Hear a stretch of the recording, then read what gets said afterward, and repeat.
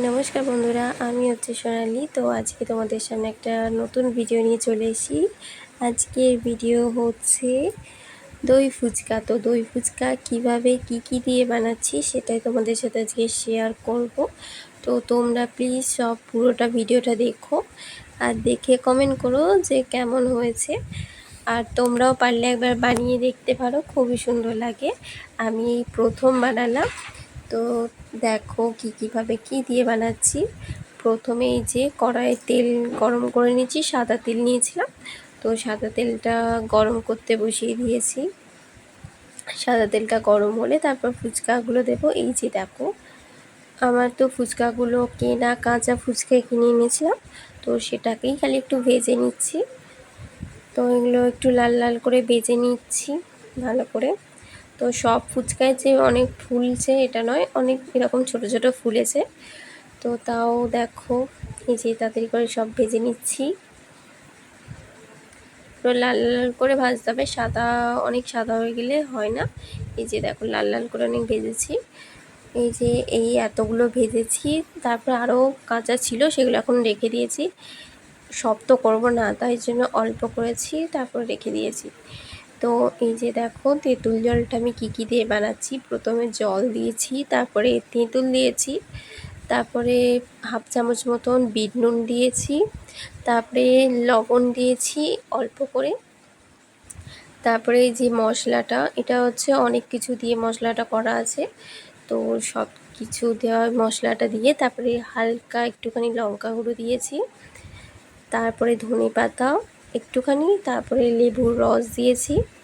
এই যে দেখো, তারপরে ভালো করে সব কিছু একদম তেঁতুলটাকে নিয়ে ভালো করে চটকে নিচ্ছি।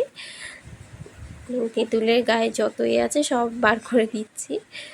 এই যে দেখো আমার তেঁতুলটা পুরো রেডি হয়ে গেছে। তারপরে এবার আলুটা মাখবো।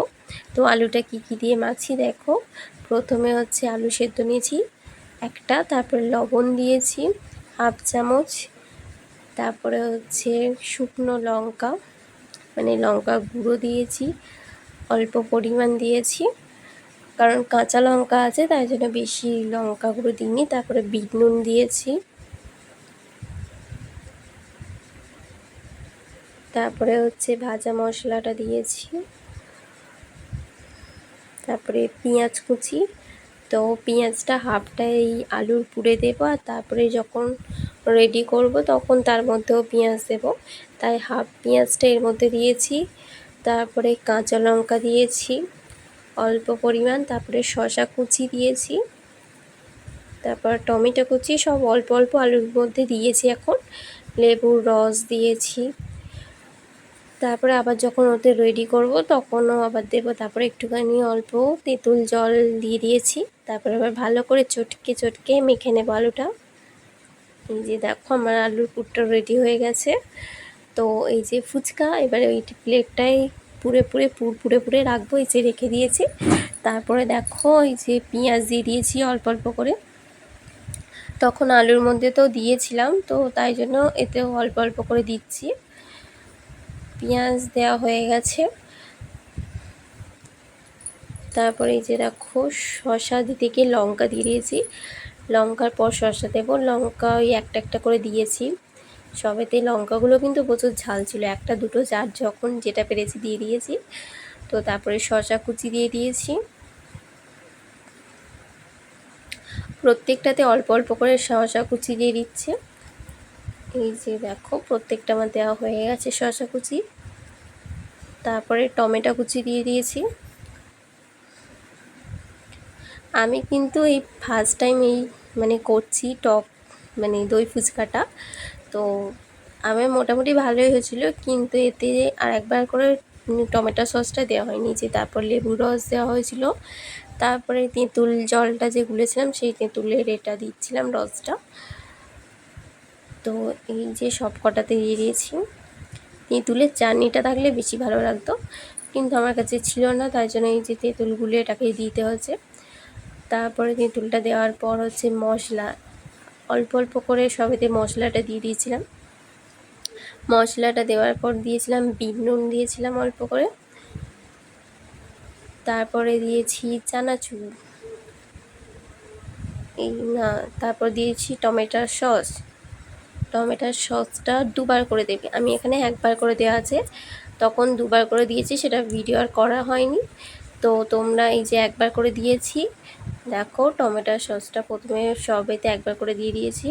তারপরে চানাচুর দিয়েছি, ঝুরি ভাজা, তোমরা ঝুরি ভাজা দিতে পারো বা চানাচুরও দিতে পারো। আমার তো চানাচুরের মধ্যেই বাদাম ছিল, তাই জন্য আমি চানাচুরি দিয়েছি। দেখো চানাচুরের বাদামও পড়েছে, এই যে দেখো বাদাম বাদাম পড়ে যাচ্ছে। তো এই যে দিয়ে দিয়েছি চানাচুর, তো আবার ভালো করে বেশি বেশি করে একটু দিয়ে দিয়েছি। তো তারপরে দেখো কি দিচ্ছি, টক দই। তো অল্প অল্প করে টক দই দিচ্ছি, এই যে টক দই দিয়ে দিয়েছি সবেতে, সবগুলোতেই টক দই ভালো করে দিয়ে দেবে।